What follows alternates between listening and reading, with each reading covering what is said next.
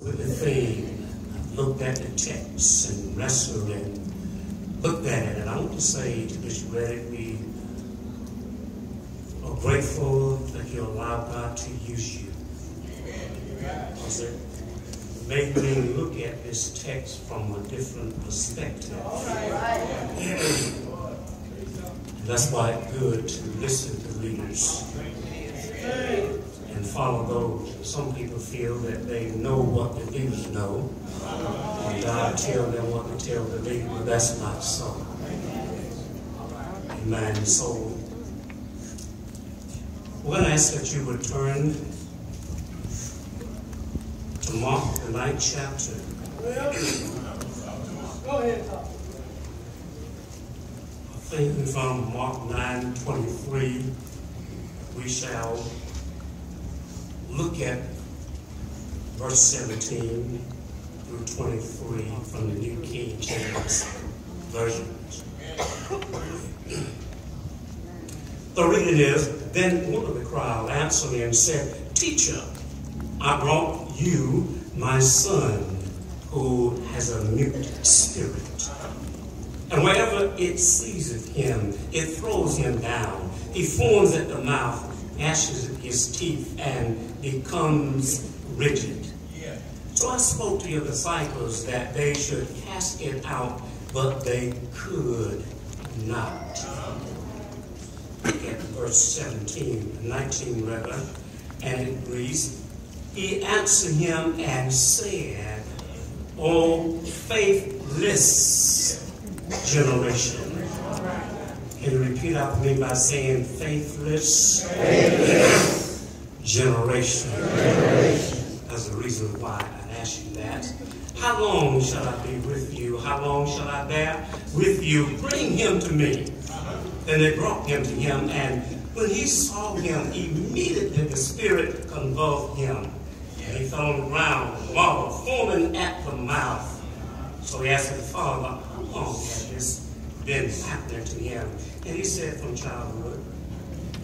And often he had thrown him both into the fire and into the water to destroy him. But if you can do anything, have compassion on us and help us.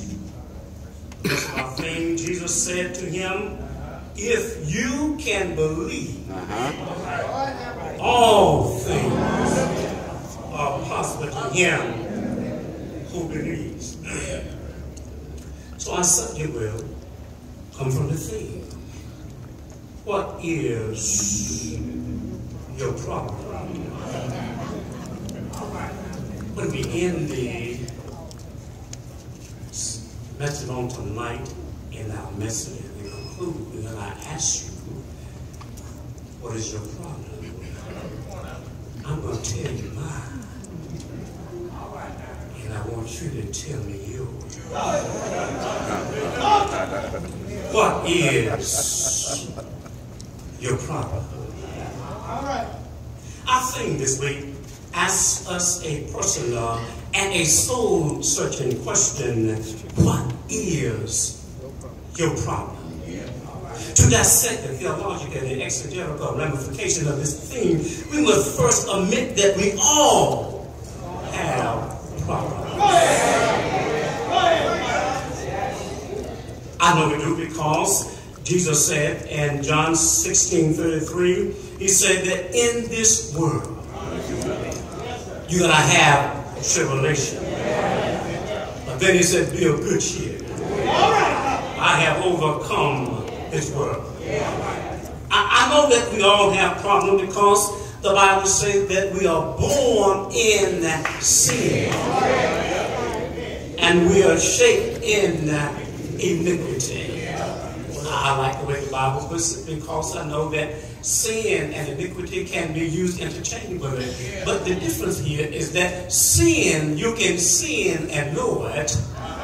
And sometimes people sin and say, I don't know it. But iniquity, you sin it and you know you're sinning.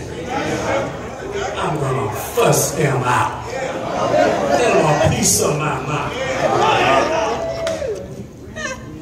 A few years ago, when we came into this world, the doctor grabbed us by our ankle and he slapped us on the hind side. And we cried. Isn't that something? We came into this world with a slap.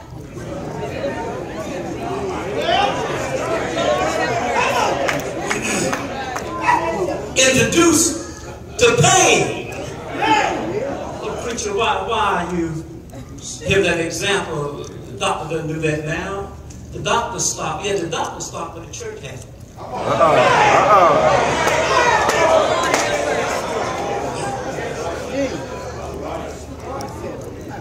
We come into this world, we view darkness before light. Isn't that something?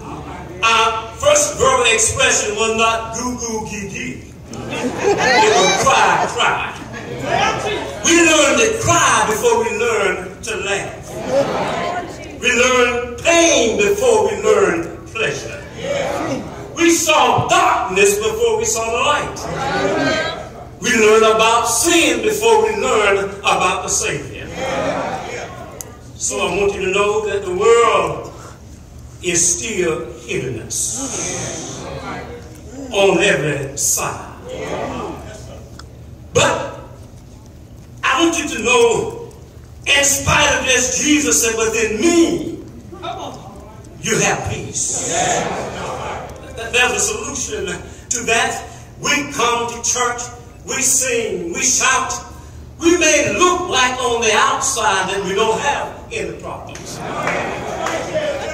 But we do have problems. Behind that smile, so I'm thinking about that pink slip that they got on the job. Behind the dance and your hallelujah, somebody got a report from the doctor of bad health. We all have problems. We live in a world of problems. Someone said if it ain't one thing, it's another. If it's not the husband, it's the wife. Not the wife, it's the husband. Not the husband, it's the children. Not the car, it's the truck. If it's not at home, it's in the church. While someone is saying, I'm looking for my boo, somebody else is saying, I'm trying to get rid of my suit.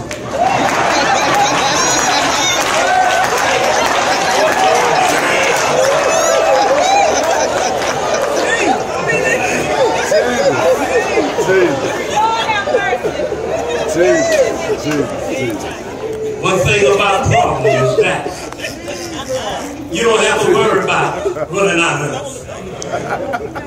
It knows where you live. It has your address. It has your zip code. It lies down with you. It gets up with you. It clocks in with you. And it clocks out with you. Problem doesn't even mind dressing up and coming to church. Come sitting in church like they own the church. It doesn't have a special seat to sit. All right now. It sits anywhere. It'll sit in the back of the church. And I'll talk you. Then it will usher you, lead you to your seat, but can't lead you to Christ. It loves to sing in the choir. They fight every program that the pastor has. Talk about, pastor, we can't do this. Get in church on Sunday morning, we'll sing, we come this far.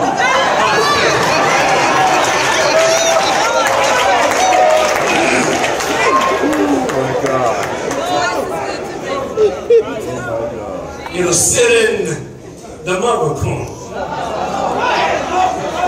with white on the outside, but black on the inside.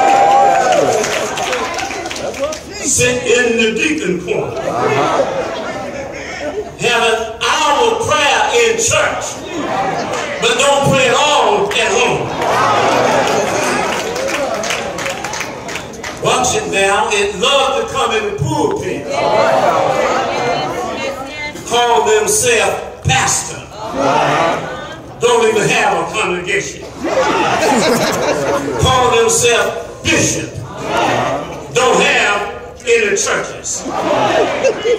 Call themselves doctor and don't even have a legitimate degree. Graduated from nowhere university.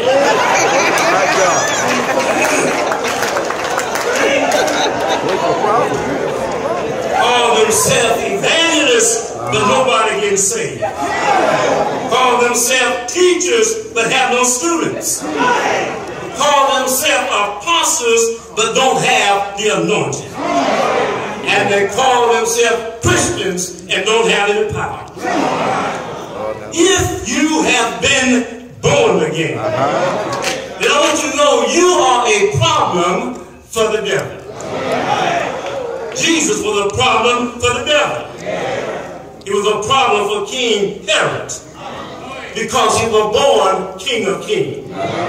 He was a problem for the Pharisees because he forgave sin. He was a problem for the scribes because they knew how to interpret the law. But Jesus told them about the word that's in my heart. He was a problem for the Sadducees because he talked about resurrection. And not only that, but he was a problem for the farmer. And one of the country of the Nazareth, where there was two demon-possessed men, and Jesus cast out the demons. And they ran into the swine, and the farmers got so upset that they ran Jesus out of town. He was a problem for them. I first read this in Sunday school, and I wondered, well, those farmers had a legitimate reason, because they wonder how they're going to be fed. That's what their livelihood. But then I realized they ran the bank out of town. They ran the provider out of town. Jesus. What do you do? When the smoke gets thick, the fire gets too hot, the barrel too long, time is too short, the answer is too slow, and the load is too heavy. What do you do when you face a problem? Now, when we exegete this scripture on tonight, first of all, we got to realize that this took place after Jesus and the three disciples, Peter, James, and John, they went up to the mountain of transfiguration. We recall there why he called back Moses and Eli. Moses had been gone some 1,400 years. Elijah been gone 900 years. But while they were on the mountaintop, they had a mountaintop experience. It was so great until Peter said, I want to just stay here. I don't want to come down. But how many know that while you're having a mountaintop experience, you got work to do down in the valley? Down in the valley, there was a demon-possessed boy. He threw himself into the fire. Many times into water. Not only that, there was a scribe there was talking to the disciple because the disciple had a power of faith. They could not cast out this demon. But look at them down there making fun of God's people. Talking about what happened to your power. Now I want you to know the problem here. These are 4 problems. Bishop Reddit, thank you. Thank you for the insight. These are 4 problems. Number 1, just what did Jesus say when he came down from the mountain? Verse 19, he said, faithless generation. They had a faith problem. Now, faithless, the Greek word apostle, that means faith. But you have abandoned the faith that you had. And Jesus deals with this problem. Now, I like the way he did it in Mark, because Jesus always deals with the root of the problem first. That's why he said, Adam, where art thou? He deals with the root of the problem. And first of all, I thought the root of the problem were the demons. But it was not the root of the problem, because the Bible said demons believed and they trembled. Demons have more faith than atheists. The devil already knows about heaven because he's been there. The problem, the root of the problem, look at it now. He starts with church folks. He started with old scribes who have caused confusion in the camp. Then he went to old scribes and said, now I'm back on the scene. You've been talking to those disciples, making them look bad. Now talk to me. In other words, what is your problem? You got a problem. But the divorce daddy responded by saying, my son, now listen what he said, with a condition. He also had a faith problem.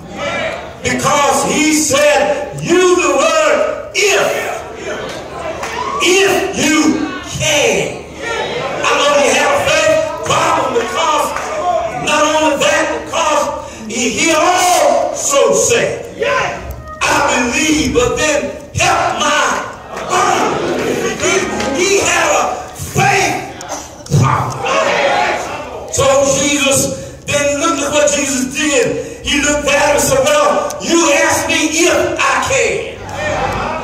Like you don't know who I am? If I can help my son.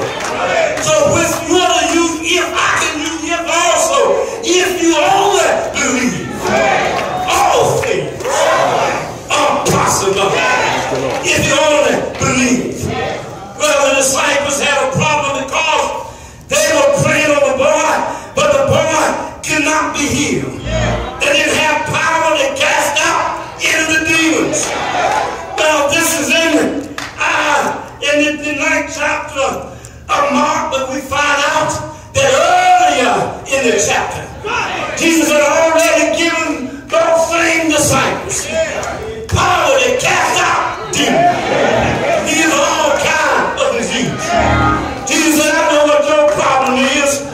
You need to fast and pray. Because some things will only come by fasting and praying. So we all got a faith problem. The good thing about it, Jesus healed the boy. He cast out the demon. Well, scribe, we read why Jesus called it a generation problem. Because if you had the God in you, you said that you had in you. You know the scriptures, and somewhere in the scripture, if one can chase 1,000, two can put 10,000 in flight. What you ought to have done, called a prayer meeting, and everything would be all right. But Jesus healed the Lord. Isn't that all right? I'm getting ready to go to my seat, but before I go, I told you, I got to tell you, I got some problems. I want to tell you my problems, but then I want you to tell me your problems. First of all, my family were drug addicts. They drugged me to church. They drugged me to Sunday school. They drugged me to class. Not only that, I got a crack problem. One of these days, you're going to crack the sky. After benediction in heaven. I got a drunk problem.